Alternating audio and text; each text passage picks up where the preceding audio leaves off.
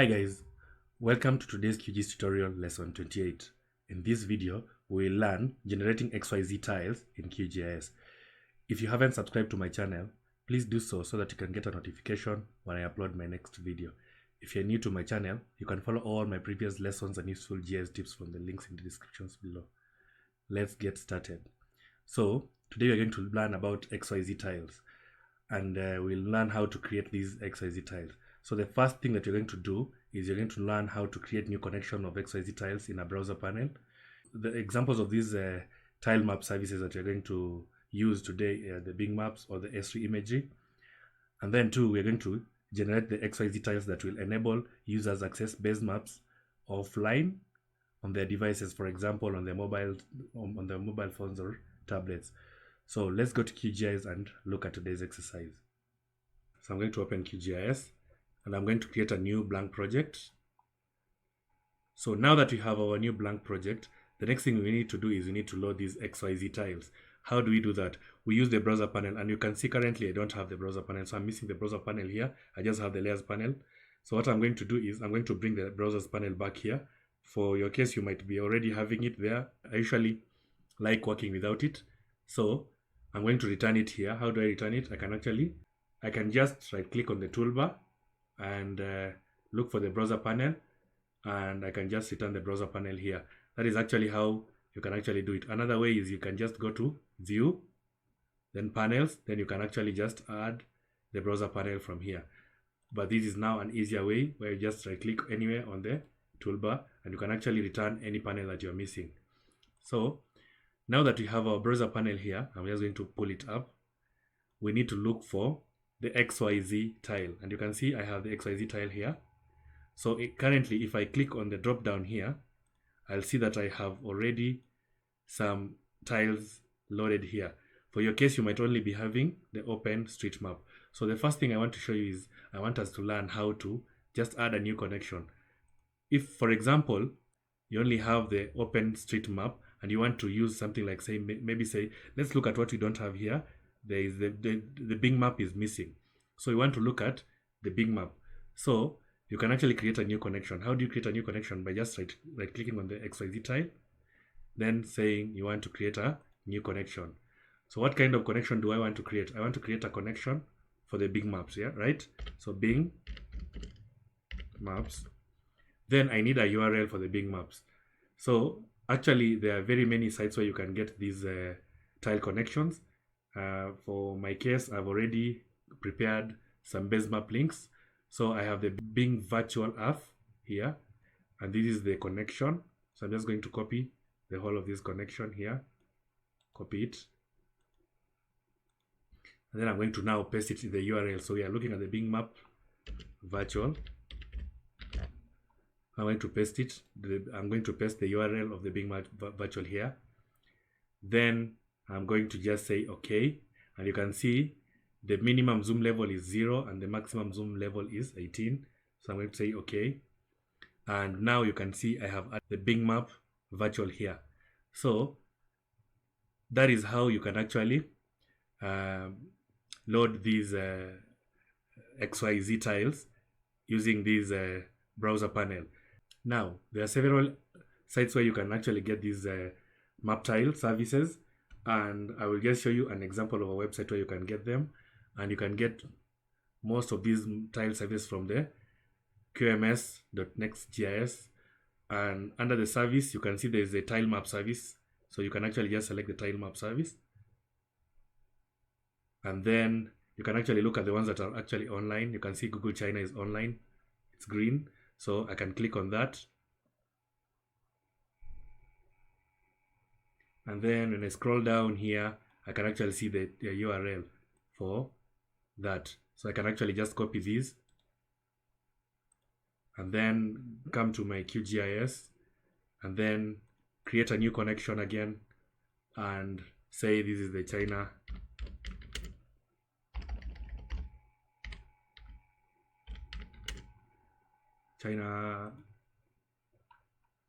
Google China. I can just say Google China.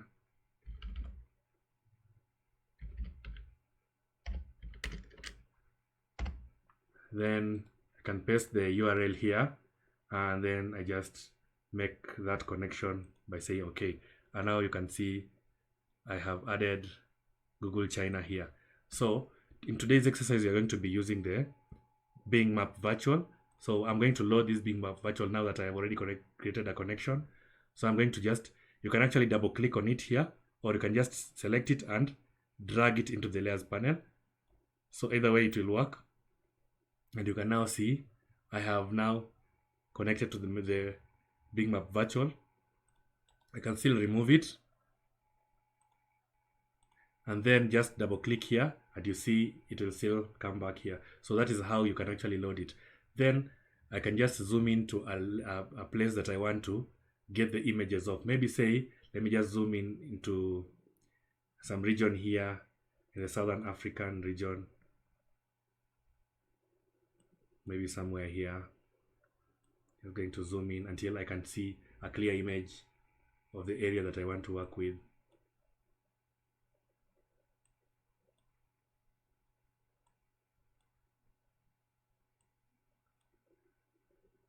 So you can see as I continue zooming in, it's actually a collection of very many tiles. So when you're zooming in, you can actually zoom into just a certain minimum where the image will start becoming blurred.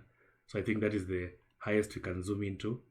So what I want to do is, maybe I just do an assumption that but this is actually my project area, and I want to save this image so that I can actually put it on my Android phone or devices, or just a device, so that I can actually work with this image later on when offline, because sometimes maybe you go to the field and the regions that you're in, you can't actually access internet, so you really need to have the base layers. And how are you going to now be working without the base layers? So we can actually save this image offline so that we can actually use it. So now that we have our Bing Map Virtual here, we want to go to the next step, which is now getting the XYZ tiles for just this region only. We actually want to just concentrate on this region, because if we try to get the images for the whole of Africa or maybe for the whole of the world, then it will take months or years or ages. I don't know. I've never tried it, and I'll never try it, because it depends on the processing speed of your computer and very many other factors.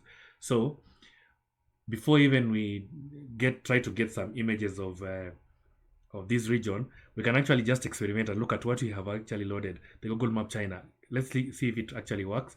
So I can actually just double click on it and see. All right, it has actually loaded the Google Map China, and you can see there's some little bit of difference between the Google Map China and the Bing Map. So depending on your need, you can actually just choose any kind of base map for your region. So I'm going to remove the Google Map China, because you're not going to be using it today. You're just going to be using the Bing Maps. So the next thing you're going to do is go to the next step, which is generating the XYZ tiles that will enable users to access base maps offline on their devices, for example, the mobile phones and all that. So we're going to go to the next step. And how do we now do that? We go to the processing toolbox. So I'm going to select processing, then toolbox, and it will bring here the processing toolbox. And under the processing toolbox, you can see there are very many processes you can actually do. So you are interested in raster tools. So I'm going to select raster tools, so that we have these. So you're going to select the drop down so that you can actually now access these. And we want to generate XYZ tiles. So raster tools, then generate XYZ tiles. So I'm going to double click on generate XYZ tiles and wait for just a few seconds for the logarithm to pop up. Then now we have our window where we are supposed to put all the parameters that are required. So the first thing is the extent. What extent do we want to have? So you can actually just click here and you will see calculate from layer. You can actually calculate from the layer if you have a layer, like for example a shapefile, but we don't have any shapefile for the area of interest. So you can also use the map canvas extent, and the map canvas extent just selects the canvas, which is this, the extent of the canvas. This is the extent of the canvas, but I'm more interested in being very precise here. So I'm going to select draw on canvas. So I'm going to select draw on canvas, and I want to just select this region here up to maybe say here. That's my region of interest, and it will actually give you now the coordinates, the corner coordinates of the region that you actually have selected. So the minimum zoom is, I'm going to actually reduce this to maybe say 2, and I'm going to make sure that the maximum zoom is 18 according to, you remember when we were looking at the minimum and maximum zoom, we saw for the big maps of 0 and 18. So I'm going to make sure that I have all the images, when all the tiles that I'm required to have for that scene. So I'm going to say 18, and then the DPI I can actually say, instead of 96, I want to put maybe 300, or sorry, 300. And you can see on the DPI here, they say the minimum value is 48 and the maximum value is 600. So I'm going to just put 300 DPIs. It will actually be a very clear image. Then the background color, I'm going to just leave it at transparent. The tile formats, I'm going to change it, instead of PNG, you can actually leave it to PNG, but I can change it to JPEG. Then the quality, I can add it to maybe say 85, which is okay. Then if you scroll down, the meta tile size is 4. I'm just going to leave it by the default. Then output file, I'm going to now save it as a file here. So I'm going to save it in a folder that I created in a GIS data, data raster tiles, if I'm not wrong. Yes, raster tiles. And I had already created some raster tiles. I have to 7. So I'm going to say this is my area of interest. Area of interest. I have up to 7, so I'll say area of interest 8. And then I'm going to click on save. And that is my area of interest, the area of interest that I want to have in that folder. So I'm going to say run. So when I click on run, it will start processing your logarithm, and you can see now it's actually running here. So let's give it some time to run.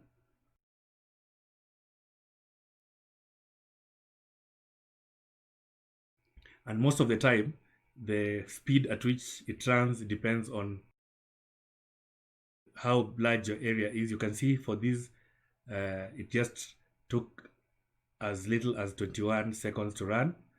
But when you go to select a bigger area, it will take more time. So it's you to be patient, and don't actually get a very big scene, because it will actually it might even take 6 hours. Like I'll show you one that I actually did initially that took me 2 hours to just download. So you can see now it has actually generated the tiles for level 2 up to level 18 as you had commanded it to. And our background color, the DPI was 300.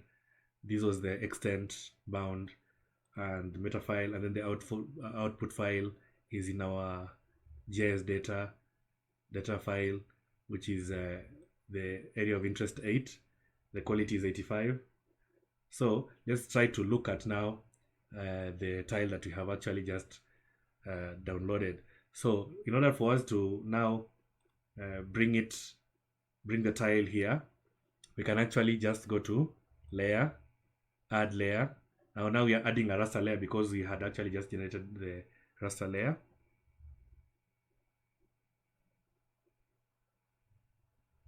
Then I'm going to browse for where my raster layer is, and it is in the desktop, GIS, data, raster tiles, and it is the raster tile 8. This is the MBTile file that we actually created.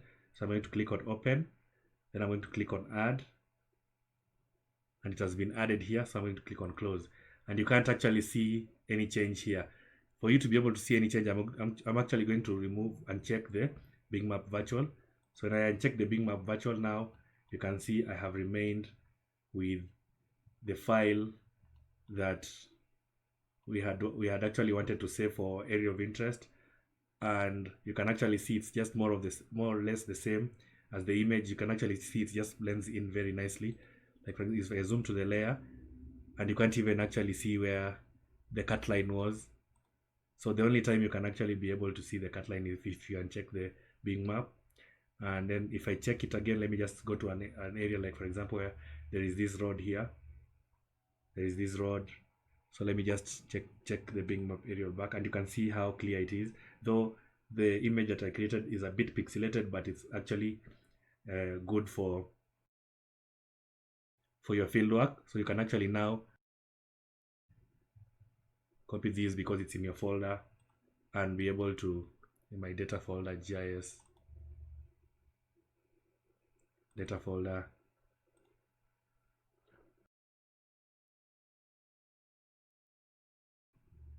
raster tiles, and you can see we have it here, and it's actually fairly a small file, but you can see the one that I was telling you about is a very big file for a very large area.